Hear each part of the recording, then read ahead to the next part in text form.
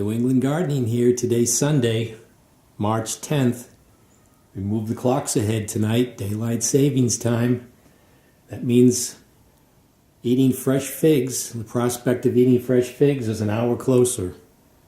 Hopefully I'll get to sample a nice ripe black Madeira this year also. The sun's getting higher in the sky. Though it didn't feel like it a couple of days ago, it's starting to feel like spring's approaching. Feel like maybe there's the light at the end of the tunnel. And before you know it, we'll be outside in the garden again. It looks like I've been able to carry my citrus through, for the most part, this winter outside in this unheated, well, I did have a heater on, had to put a heater on. But they did take some below freezing temperatures for a couple of days this winter. And maybe with some improvements this summer, I'll be able to keep it a little bit warmer. But I want to talk a little today about figs and overwintering figs if you're in New England area. Again, I don't have the proper means of storing figs and keeping them dormant as long as possible until it's safe to put them outside. Here's a Kalamata fig.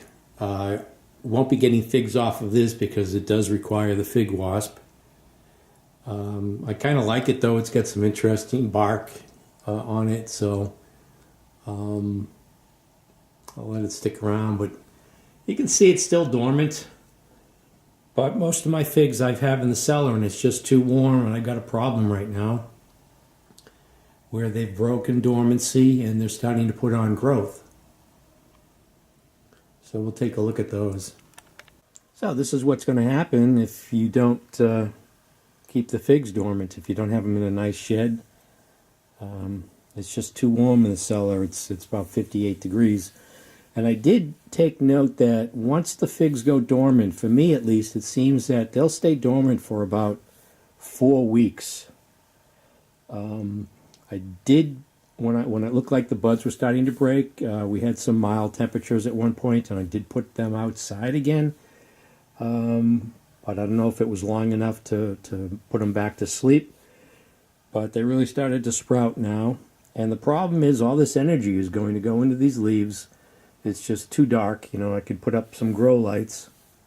I have in the past. But without light, you know, you'll have figs starting to produce with the varieties that produce Brava figs. And for the most part, a lot of these the leaves will start dropping off. And that's a lot of wasted energy that the plant has used to create the Brava figs and also the foliage here. So, you know, if you can, I know Tuesday and Wednesday the lows are going to be like 39. And then after that, including tonight, it's going to be about 29 degrees low, for the low. So you'd freeze this tender growth, and then if you grow them inside under grow lights until spring, until it's safe to put outside, then you have to transition them, or the leaves, you just get sunburn on the leaves because they haven't grown under the sun, and they haven't adapted to that intensity of light, and you end up with leaf burn and the leaf drop again. So I'm going to try to transition some of these. I've got a Ronda de Bordeaux here that I can fit in the greenhouse and start getting it some nice natural sunlight and get a little bit ahead of the growing season and sample some of these Brava figs here. Here's a barn of soda that I started probably in 2009. Here it's written down as April 16, 2010. And I'm going to have to uppot this. This is a dark fig. And you can see the growth. This all happened in the cellar, and I just brought this out here today. So with the polycarbonate, it'll probably give me some protection from getting sunburn on these leaves. So hopefully they'll start darkening up. start their photosynthesis process kicking in. And I won't have to transition that when it's safe to put outside permanently. So here's the Ronde de Bordeaux. You can see the figs forming here.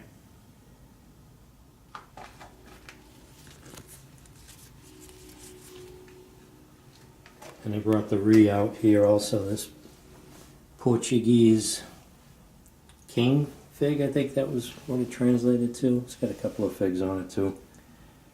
And the 14336 as figs forming. So that's not ideal. You know, I wish I had them in a shed. They'd still be dormant right now.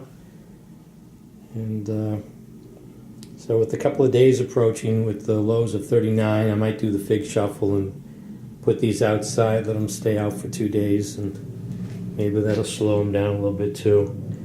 But yeah, it feels like spring, so come on spring. And look forward to eating some fresh figs again. So this is New England Gardening. And these are my figs coming out of dormancy early.